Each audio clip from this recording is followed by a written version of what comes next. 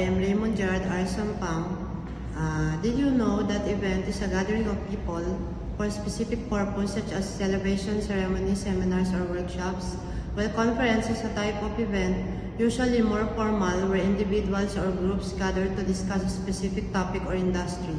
It often includes keynote speakers, panels, workshops, and networking opportunities.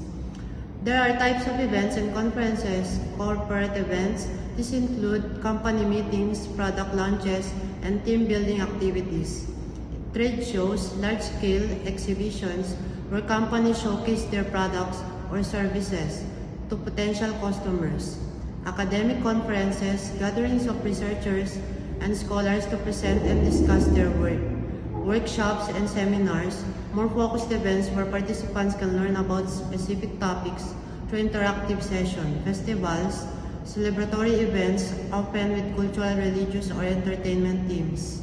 Webinars and virtual conferences, online events that allow remote participation through video conferencing tools. Choose Tourism, Choose UA Manila.